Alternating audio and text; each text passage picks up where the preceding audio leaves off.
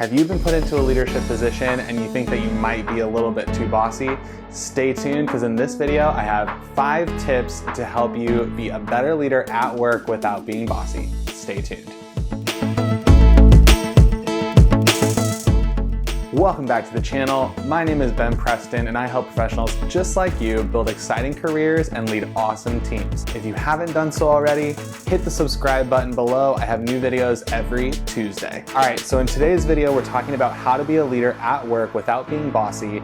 Try saying that 5 times fast. But it's a pretty common problem among a lot of younger professionals especially. How do you manage or lead a team without being overly bossy? And the reason that this goes through our head is because a lot of leaders that we see are oftentimes really, really bossy. So today, I have 5 tips to help you sort of learn how to be a better leader without being overly demanding. So let's get into it. Okay, so tip number 1 is learn what leadership is. There's 2 forms of power in organizations. There's formal power, which comes from your organizational structure, who you manage and who manages you.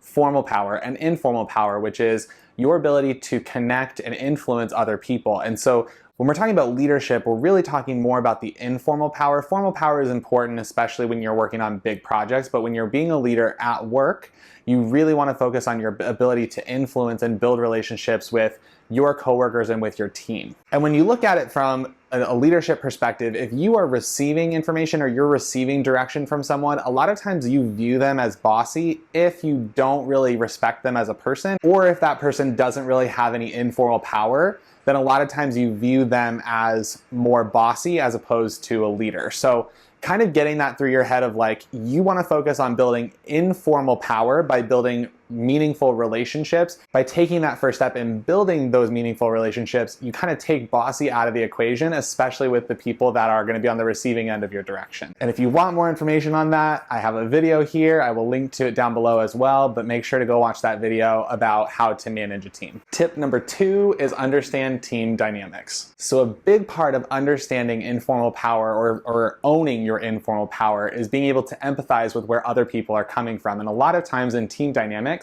especially in team dynamics, there's already a culture set in place that you're coming into. And so a lot of that culture you might be coming up against forces that you don't even realize are there. Some people just might inherently have a bad relationship with authority figures. Some people might be innovators and don't want to follow directions. Some people might just be absolute followers and love to jump on whatever idea that you have. So when you're approaching your team or when you're setting up your rules for managing, a lot of times you might come across and think, I'm approaching them with sincerity, I'm approaching them with trust, and a lot of your team members might be receiving that as bossiness.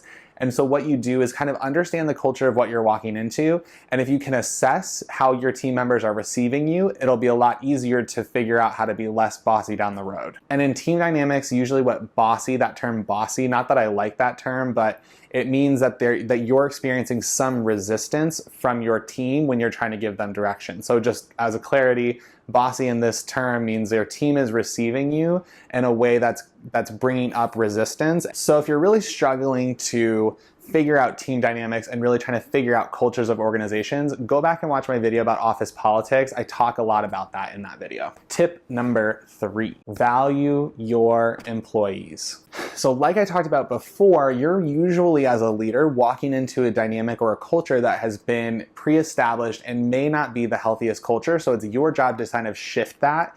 The easiest way to shift a negative or resistant, I guess would be the right word, culture, is to positively recognize your team. And you can do this both in an informal capacity or in a formal capacity. So formal might look something like this. Joan, I really like the work that you've been doing. I want to publicly recognize you, feature you in our intranet site, as well as give you a $25 gift card to our company store. Thank you for your hard work. And then in other ways, it might be more informal, something like this. Hey everybody, thank you for joining our stand-up meeting. I want to just give a quick shout out to Joan, who's been working over the weekend to try to get this project across the finish line. So thank you, Joan. I really appreciate your work. Now, in both instances, you're seeing one that's definitely calling it publicly, as well as addressing the person directly.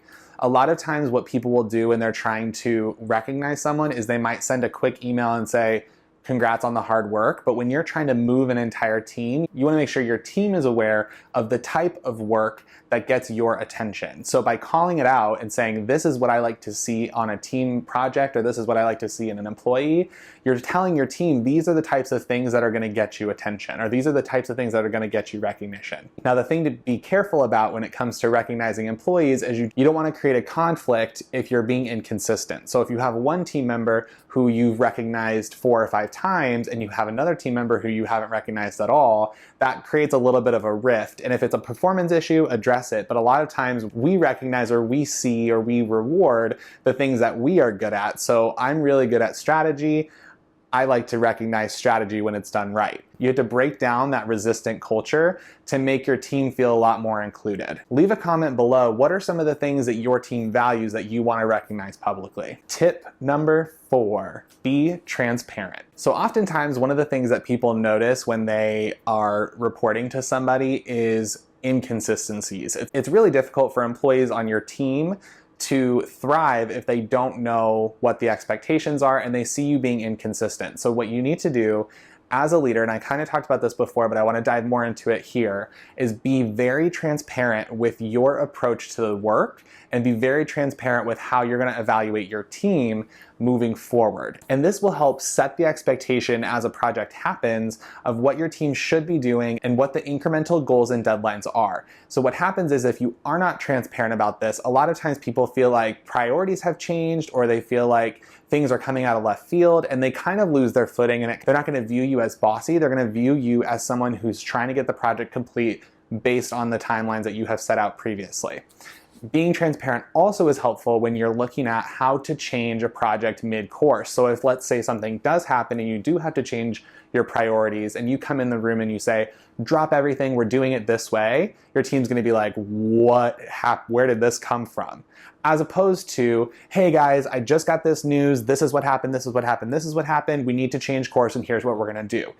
You don't have to give everything away, but it allows your team to weigh in on possible solutions. It allows them to get on board with the new direction that you've set. And one way that you can be really transparent is by setting up your project timelines and managing your team's time effectively and being transparent about how your team manages time. And I talk about that in this video here if you want to go back. I'll also link to it below, but if you want to go back and watch it, that's where it is. Tip number 5, get help. So some of the stuff that I talked about will help you shift and change the culture of your team and allow you to step up more informally and build those informal relationships, formal relationships too, but be able to solidify those informal relationships. And if you're seeing that some of this stuff at least isn't helping you get the momentum going with getting your team going and changing their perspective of you, you definitely need to find a mentor or somebody that you can confide in who can give you that direction and help you navigate this sort of uncertain time, because every organization is extremely unique in the way that their culture is developed, in the way that their performances are evaluated, all of that stuff. Every organization functions very differently. So make sure if the tips that I've listed out before aren't super helpful, try to find, hopefully you're still watching this video, find a mentor. And I talk about finding a mentor here, but really the quick and dirty about finding a mentor is finding somebody who knows you, who knows your organization, and you have a really good working relationship with.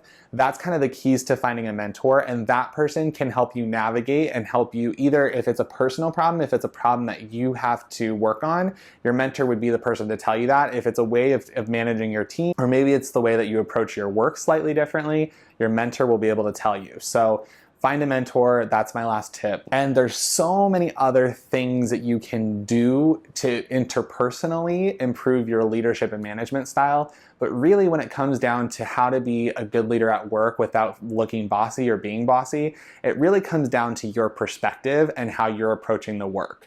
A lot of business is just collaborating, and if you can learn how to collaborate better, people are not going to view you as bossy, they're going to view you as a leader. And those terms are, I tell you, they are interchangeable depending on the context and depending on how people view you. So you want to make sure that you're approaching the work and approaching your team with as much empathy and as much resourcefulness as you can. And that is all that I have for this video. If you like this video, smash that thumbs up. Don't forget to leave me a comment and subscribe. I have a new video every Tuesday, so I will see you there.